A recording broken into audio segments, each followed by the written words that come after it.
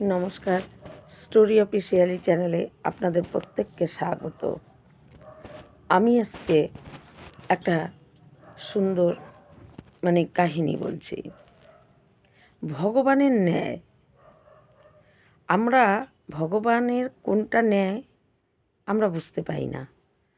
আমরা তো দূরের কথা, সামান্য মানুষ। আমরা স্বয়ং মহামুনি, যিনি ভগবানের পরম ভক্ত শিরোমণি যাকে বলা হয়, যিনি সারা ভুবন ঘুরে বেড়ায় এবং বৈকুণ্ঠে তিনি প্রতিদিন ভগবানকে দর্শন করতে যায়, সেই বুঝতে পারেনি ভগবানের ন্যায় কোনটা।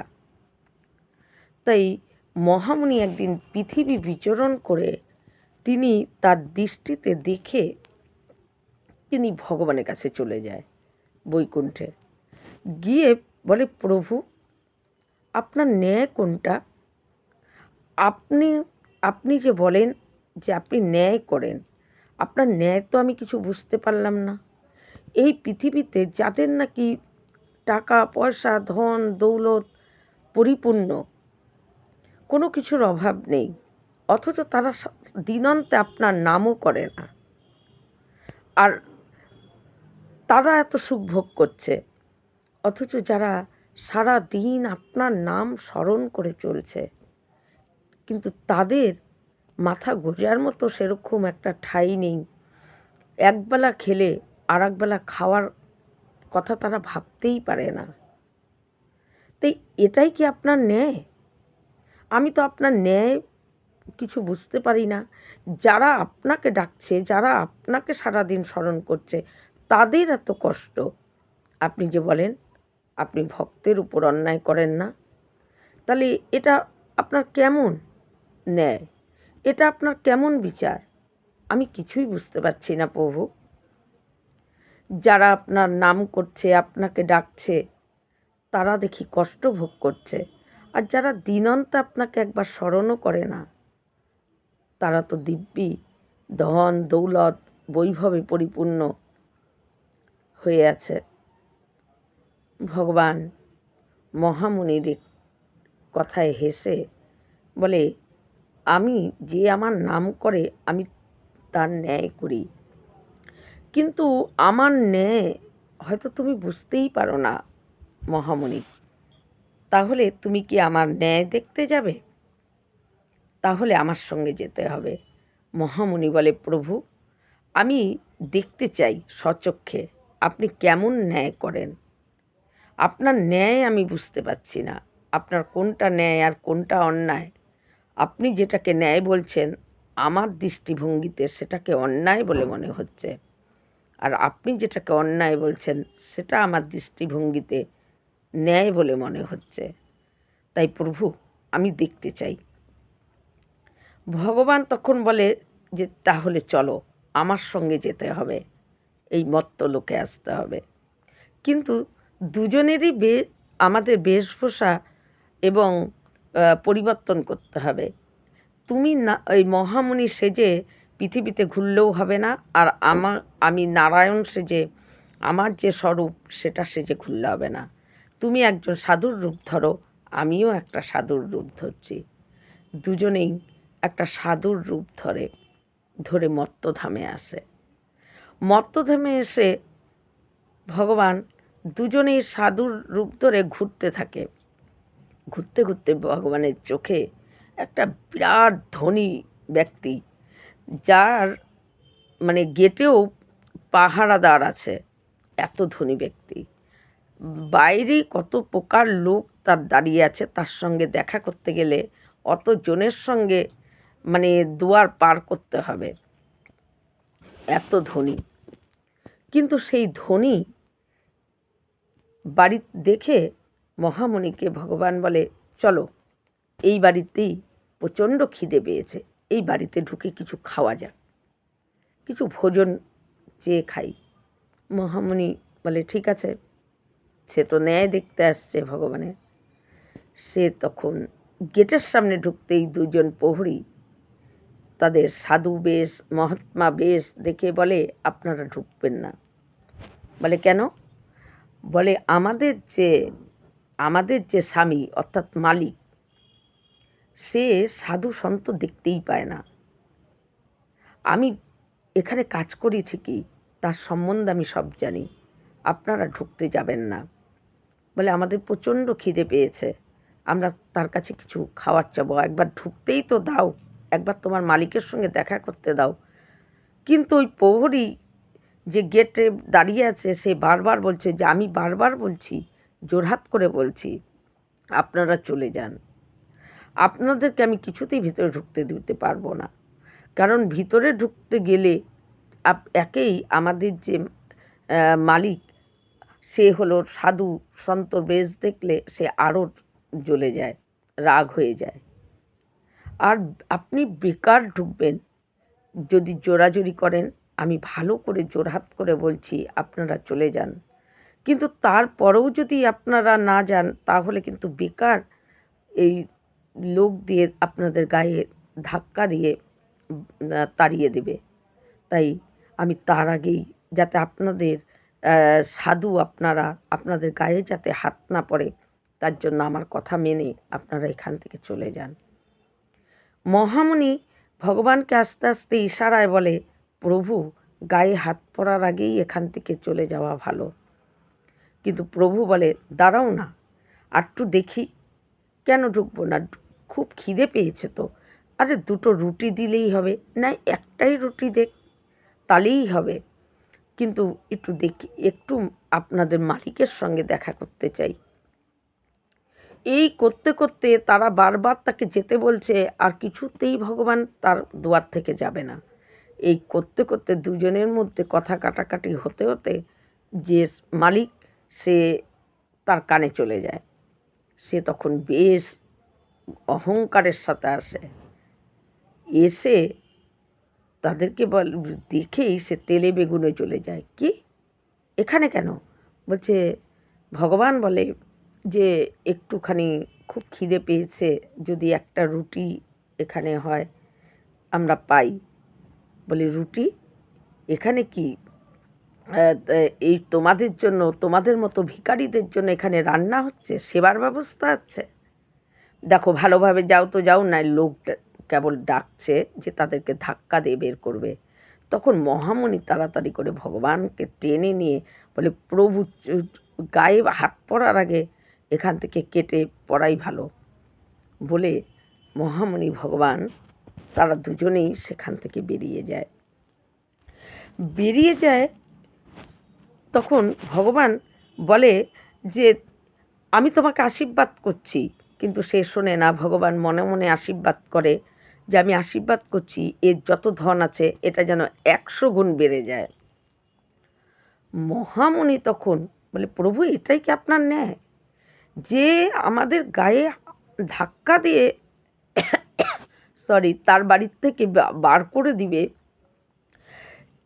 এক টুকরো রুটি তো দূরের কথা, এক ফোঁটা জলও যে দিল না, উপরন্ত নানা রকম কটু কথা আমাদেরকে শোনালো। আর তারকে যা সম্পত্তি আছে তার থেকে 100 গুণ বেড়ে যাবে, আপনি এই আশীর্বাদ করলেন? এটা আপনার কেমন ন্যায়? ভগবান বলে, চলো অন্য বাড়িতে। হ্যাঁ, এটাই আমার ন্যায়। বলে, চলো, খিদে পেয়েছো, অন্য বাড়ি দেখি।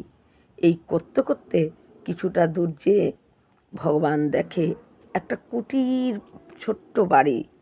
একটা অনেক বয়স্ক, যে সোজা হয়ে দাঁড়ানোর মতো ক্ষমতা নেই, বয়স্ক একজন বুড়ি, কেউ নেই। একটা গরু ছাড়া তার আর কেউ নেই। তার ঘরেও কোনো কিছু খাবার এনে যে খাবে সেরকম কোনো ব্যবস্থাও নেই।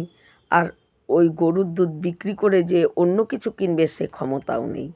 সেই বয়স্ক বুড়িমা, সে ওই গরুর দুধটুকে দুইয়ে নিয়ে সেটা জাল দিয়ে সেটা খেয়েই তার জীবনযাপন, তাছাড়া আর কিছু নেই। কিন্তু সেই দুয়ারে গিয়ে ডাকতে থাকে, কেউ আছে ভগবান? তখন ওই বুড়িমা নিজে কষ্ট করে তার ওই কুটিরের দরজা খুলে তাকিয়ে দেখে দুজন মহাত্মা সাধু আসেন, আসো আসো বাবা, আজকে আমার সৌভাগ্য, আজকে আমার দুয়ারে দুইজন মহাত্মা সাধু, ঘরে গিয়ে বসো। বলে মা, ভগবান বলে মা বড্ড খিদে পেয়েছে, কিছু আছে ঘরে? বুড়িমা বলে যে কিছু তো নেই বাবা, তবে আমার এই একটা গরু আছে, এই গরুর দুধ দিয়ে আমি দুবেলা খেয়ে বেঁচে আছি, তাই এই গরুর দুধটা আমি তোমাদেরকে দিই। ভগবান অমনি রাজি হয়ে যায়, হ্যাঁ হ্যাঁ, ওই গরুর দুধটাই আমাকে দাও, আমার প্রচুর খিদে পেয়েছে বুড়িমা।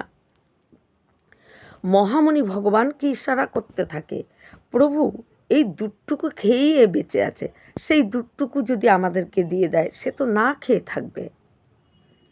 ভগবান বলে, আরে তুমি থামো তো, আমি খাবই, আমার খুব খিদে পেয়েছে, থাক না সে একদিন না খেয়ে, কিচ্ছু হবে না।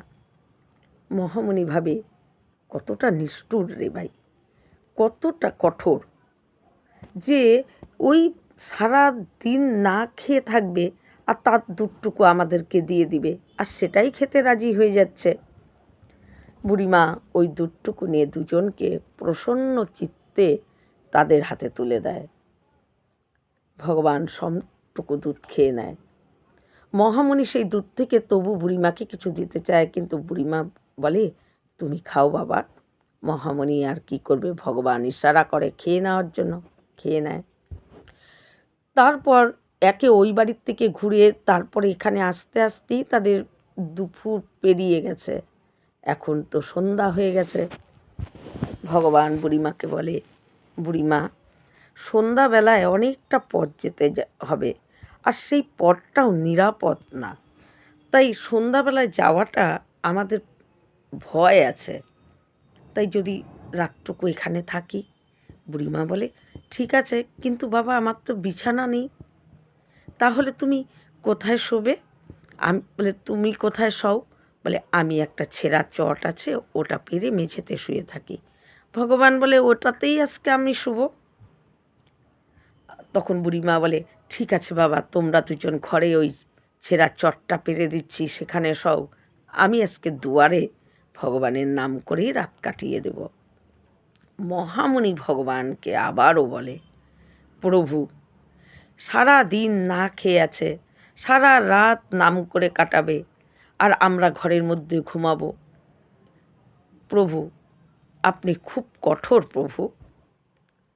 ভগবান বলে কি করব, ঘুম পেয়েছে তো। বলে ভগবান ওই ছেঁড়া চটে ঘুমিয়ে পড়ে। মহামণি এক কোনায় ভগবানের পায়ের দিকে বসে সে নাম জপ করছে, আর বুড়িমা দুয়ারের সামনে বসে ভগবানের নাম করছে। আর ভগবান এতটাই নিশ্চিন্তে ঘুমাচ্ছে, মহামণি দেখছে যে বৈকুণ্ঠেও প্রভু এত নিশ্চিন্তে ঘুমায় না। আজ এই ছেঁড়া চটের মধ্যে যেভাবে, ছেঁড়া ভাঙা কুটিরে যেভাবে ঘুমাচ্ছে, যেন পরম শান্তি, এর থেকে ভালো বিছানা আর নেই, প্রভু এত আরামেই ঘুমাচ্ছে। এই হওয়ার পর, সকাল হওয়ার পর ভগবান আবারও সেই গরুর দুধ দুইয়ে, ভগবান বলে যে সকালে খালি মুখে যাবে অতিথি, তাই গরুর দুধটা দুইয়ে আবার দুজনকে চাল দিয়ে দিয়ে দেয়। মহামণি অনেক না করে, প্রভু কালকেও না খেয়েছিল, সারা রাত না ঘুমিয়ে জেগেছিল, অন্তপক্ষে আজকে দুধটা খাক, এখন আর আমাদের খেতে হবে না। কিন্তু ভগবান যেন পরম সুখে ওই বুড়িমার হাত থেকে, ভগবান মা যশোদার মতন, মা যশোদার কাছে যে ভাব ভগবান দেখাতো, সেই ভাবে ভগবান সেই বুড়িমার হাত থেকে সেই দুধটুকু খেয়ে নেয়।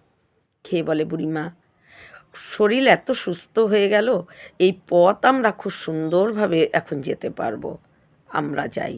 কিন্তু যেতে নেই, বুড়িমাকে ভগবান আশীর্বাদ করে আস্তে করে, যে আশীর্বাদ করছি এই গরুটা তোমার এক্ষুনি মরে যাবে। মহামণি তখন খুব রেগে গেছে ভগবানের উপর, প্রভু আমি আপনার সঙ্গে এসেছি আপনার ন্যায় দেখতে, এটাই কি আপনার ন্যায়? যে নাকি এক টুকরো রুটি দিল না, গায়ে ধাক্কা দিয়ে আমাদেরকে মার দিয়ে পায় বার করে দেওয়ার উপক্রম, তাকে 100 গুণ ধন, যতটা সম্পত্তি আছে তার থেকে 100 গুণ যাতে বেড়ে যায় সেই আশীর্বাদ আপনি করলেন। আর এই বুড়িমা না খেয়ে, না রাত্রিরে না ঘুমিয়ে, রাত জেগে আমাদের সেবা করলো। এখনও সে কিছু খেতে পারবে না, তার দুধটুকু আমাদেরকে খাইয়ে দিল। আবার কখন বিকাল হবে তারপর ওই গরুর দুধ দুইয়ে সে তারপর একটু ভোজন করবে। আর আপনি এই আশীর্বাদ করলেন যে এই গরুটা যেন তার আজকেই মরে যায়। প্রভু, এটাই আপনার ন্যায়? এটা দেখানোর জন্য আমাকে নিয়ে আজকে আপনি এইভাবে ঘুরে বেড়াচ্ছেন? এটা তো আপনার ন্যায় না। তখন ভগবান মহামুনিকে বলে, তুমি শান্ত হও। বাইরের দৃষ্টিভঙ্গিতে তোমার মনে হচ্ছে আমি অন্যায় করে যাচ্ছি। যে আমার সেবা করলো, যে আমাকে নিজে না খাইয়ে আমাকে খাওয়ালো, তার প্রতি আমি, তার গরুটাই তার জীবনের সম্বল, আর সেই গরুকেই আমি মৃত্যু আশীর্বাদ করে দিলাম, এটা অন্যায় তোমার মনে হচ্ছে। আর যে নাকি আমাদেরকে তাড়িয়ে দিল দূর দূর করে, তাকে 100 যত সম্পত্তি আছে তার থেকে 100 গুণ সম্পত্তি বেড়ে যাবে এই আশীর্বাদ করলাম। সত্যি তোমার মনে হচ্ছে আমি অন্যায় করছি, কিন্তু তুমি এবার শোনো, আমি অন্যায় করছি নাকি ন্যায় করলাম, এবার তুমি আমার থেকে শোনো। তুমি ভিতরের দৃষ্টিভঙ্গি দিয়ে একবার দেখার চেষ্টা করো। মহামুনিকে বলে যে ওই ব্যক্তি, তার অহংকার ছিল, সে কারো কোনো কথা, কোনো ধর্ম সে মানছিল না, কারণ তার অর্থ আছে। অর্থ অহংকারে সে যা না তাই করে যাচ্ছে। কোনটা পাপ, কোনটা ধর্ম, কোনো জ্ঞান তার নেই। সে দুয়ারে অতিথি আসলে তাকে দূর দূর করে তাড়িয়ে দেওয়া, এটা যে গৃহস্থর পক্ষে অধর্ম, সেই জ্ঞান তার নেই, তাই সে তাড়িয়ে দিচ্ছে। এবং তার এই সমস্ত অর্থের জন্য সে নানা রকম পাপ কাজ করছে। সে নানা রকম পাপ কাজ করছে, কারণ অর্থ হলো অহংকারের মূল। তাই তার অর্থের জন্য যে ভিতরে অহংকার হয়েছে, আর সেই অহংকারে তার ধর্ম জ্ঞান নষ্ট হয়ে গেছে, পাপ পুণ্য কোনো জ্ঞান তার নেই। তাই আমি তাকে 100 গুণ সম্পত্তি আরও বাড়িয়ে দিলাম, যাতে এ আরও বেশি পাপ করতে পারে। আরও যেই সব পাপ এ করছে না, সেইগুলো পাপও যাতে এ করে। এ ভাবছে এটাই তার চিরজীবন। এ মৃত্যু যে মানুষের অনিবার্য, সেই মৃত্যুকে, পরম সত্যকে সে ভুলে গেছে। তাই সে ধর্ম মানছে না, অহংকার করে যাকে ইচ্ছা তাকে দুয়ারে অতিথি আসলে দূর দূর করে তাড়িয়ে দিচ্ছে। সে ধর্ম মানছে না, কোনটা ভালো কাজ, কোনটা অর্থ যেমন আছে সেটা দিয়ে যে দান করলে সেটা পুণ্য কাজ হয়, ভালো কাজ হয়, সেগুলো সব ভুলে গেছে। সে পাপ করে যাচ্ছে। তাই আরও যাতে বেশি করে পাপ করে তার জন্য ওর আরও অর্থ বাড়িয়ে দিলাম। কিন্তু ও ভাবছে ও যেটা করছে সেটা ওর ভোগ করতে হবে না। কিন্তু মহামুনিকে বলে ও যেটা করছে সেটা কিন্তু ওর সুদে আসলে ভোগ করতে হবে।